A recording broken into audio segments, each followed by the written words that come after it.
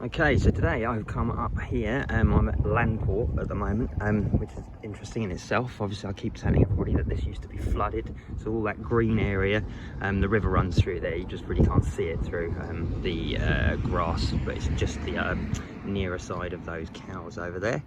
But yeah, so that would have all been flooded, and then this was called Landport for a reason. Okay, so let's have a look over here. That up there is Morling Hill.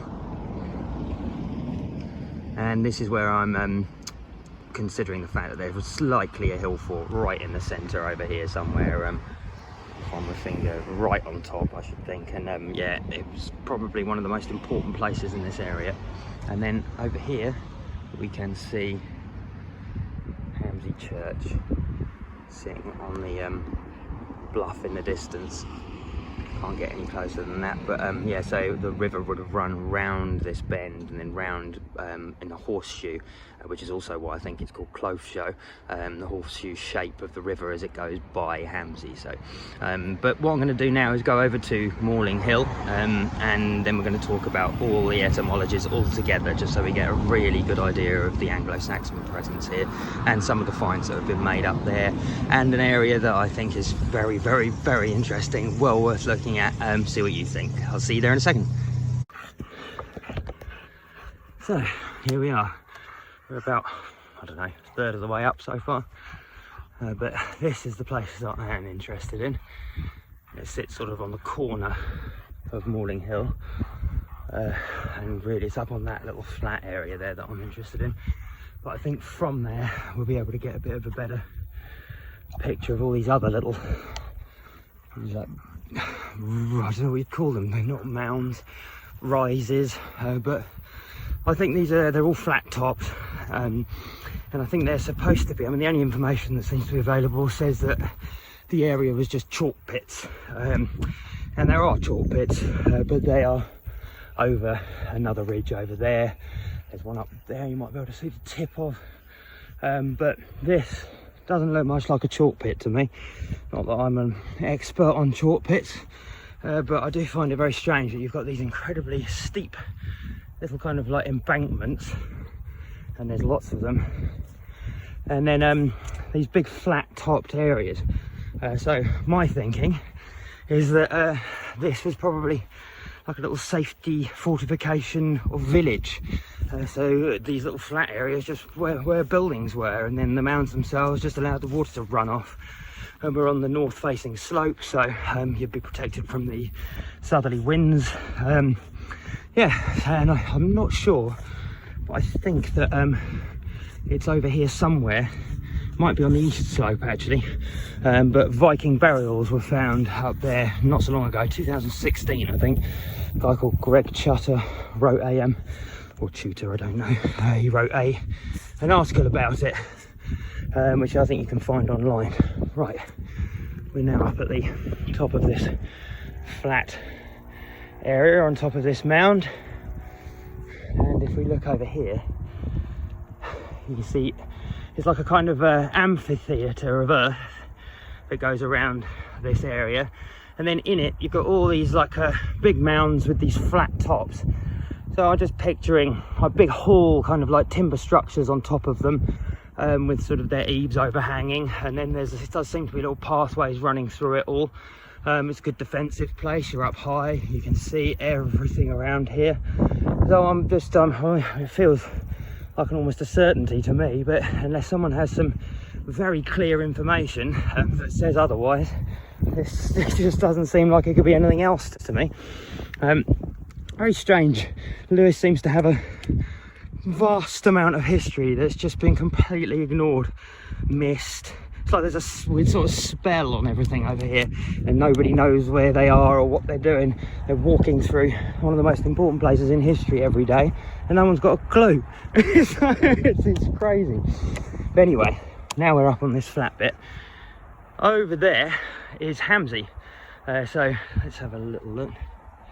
There, so the church is behind this the bush, so that you can see the little barn on the left, and you can also get a an idea of sort of how high it pokes up where those trees are on the right hand side. That's the bank that then goes down to what would have been the tidal estuary, so the sea would have come up. I think I read an article yesterday that said it was about 15 feet higher before about 1500, so it would have come all the way through to here. We know that because Hamsey is a documented port.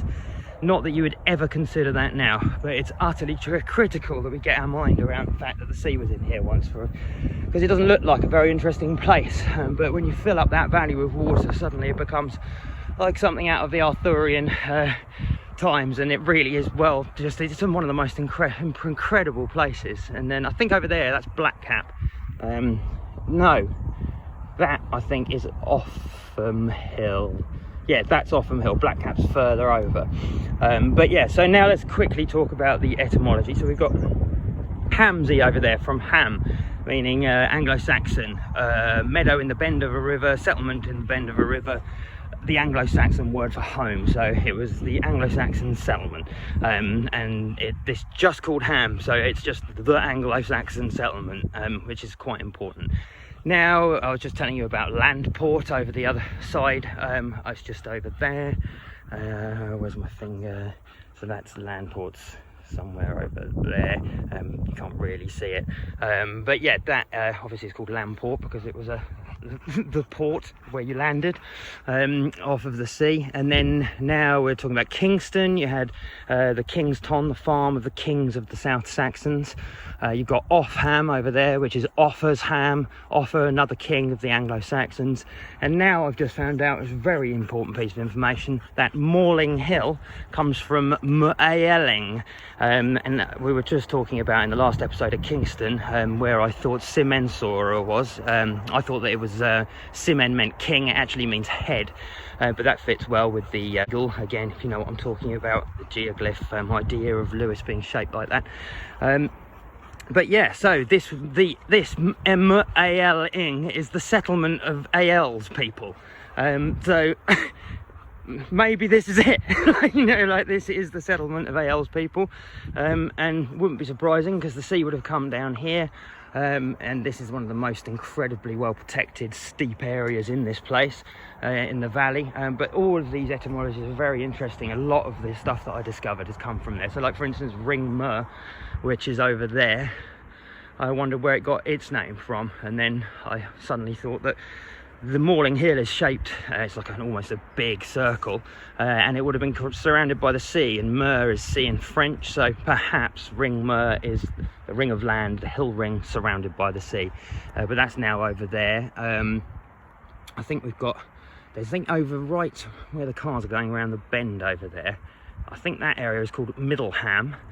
Obviously that's so we've got Ham behind me, Middleham there, then we've got Ring Mer a bit further over. We've also got Titelscombe, who's another Anglo-Saxon king. We've got all the links to Aethelstan holding his Wittans at Hamsey.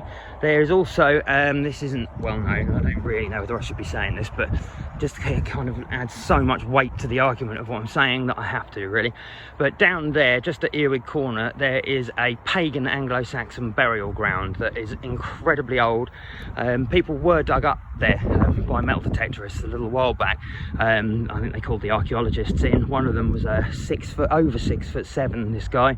And he had a sword with him, so he was a warrior and obviously someone of high status, because only high status people had swords buried with them. That's actually on a sign in the Lewes Museum if you want to go and have a look at that. But that's very, very critical. And then it was all sort of not spoken about again.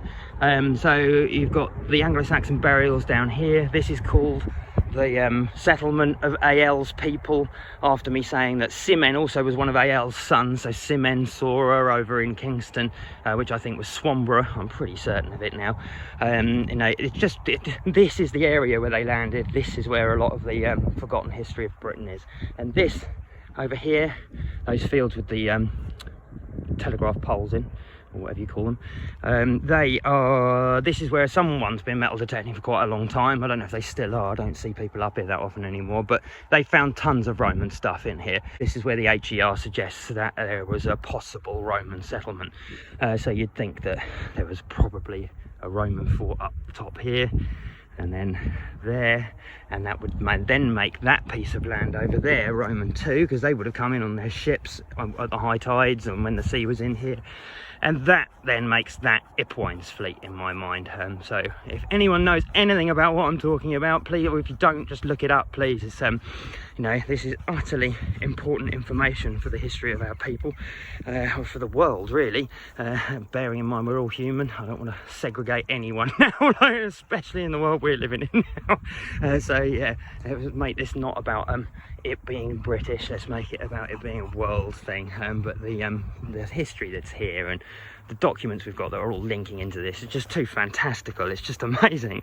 So I want other people to get as excited as I have over all of this. And I'm just going to shoot up there now and have a quick look from up high at down below, so you can see these sort of flat mounds that I'm talking about. So I'll see you in a sec.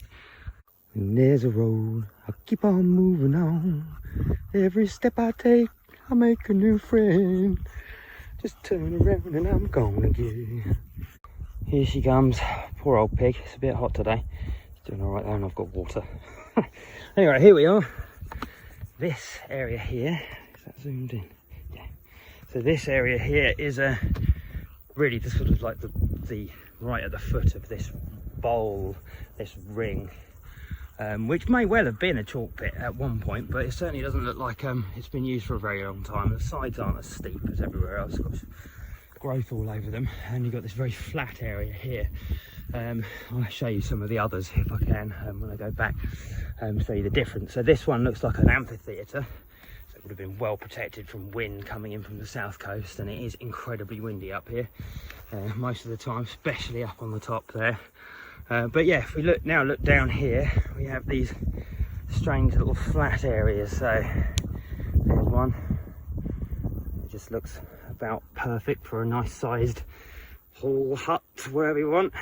There's another one, there's this area in front of me, there's that area over there, which is actually more the end of the amphitheatre, and quite a lot of space over here. But if I come down this way,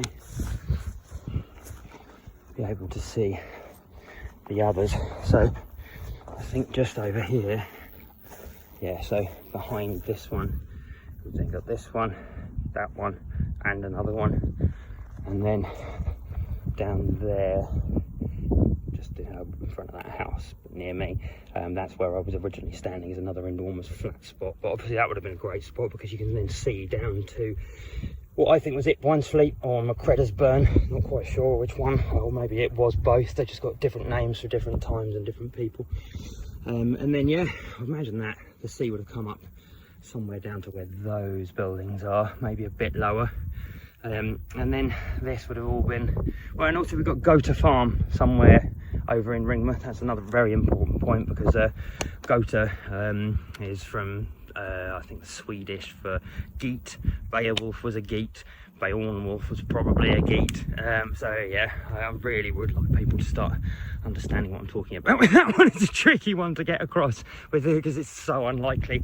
But if people could start like even looking into some of the things, the story that I've written kind of explains it as best I can. But the dragon in the story, I think, is a Komodo dragon. I think Septimius Severus brought that over from Africa Proconsularis, and I think he got it from the Silk Road in Indonesia. We know he was probably down near Hamsey, or Ipwinesfleet as it was, and yeah, he I think brought them over from Africa, and he got them from along the Silk Road, brought some of them here, and then when the Romans left, they left like a hoard of treasure here. It's in the Anglo Saxon Chronicle. They buried a whole load of gold and treasure under the earth, a portion of it, interestingly, they say. So they took some with them and they left some here, and then they left some warriors to guard that. It doesn't say that bit, but then if you look at the Beowulf story about where the treasure comes from, it turns out that someone, I know not who, had there prudently concealed a portion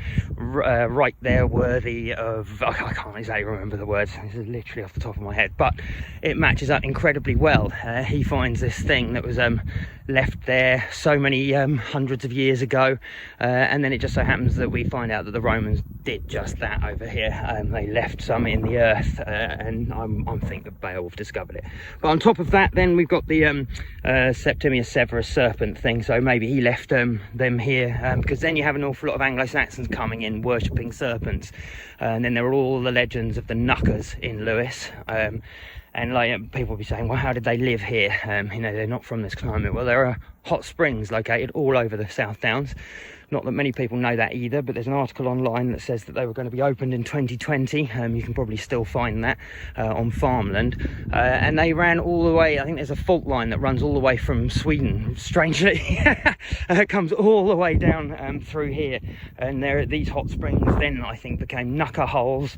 There's one in Lyminster, and there's loads of them all over the place, legends of them. So where do you think they came from? They got to have come from somewhere.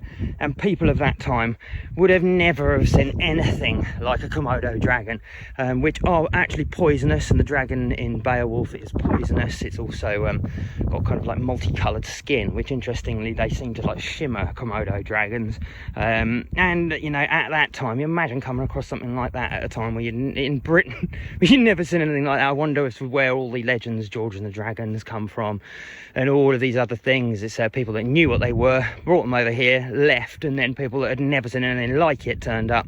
And those, the Komodo dragons are quite vicious. They would attack people, and you know, they would eat people. They are man-eaters. So you know, people would have been starting to get terrified of that. And whether Beowulf or Beowulf actually went and fought one of these things, my God, in my mind, probably one of the bravest things ever, especially considering he didn't know what it was. We know what they are now, but he didn't, and everyone would have been terrified of them. So if he went off to go into a little tunnel to fight an unknown dragon, despite the fact that it's not a fire-breathing 50-foot monster, he's a bit of a hero in my book anyway. I love the bloke.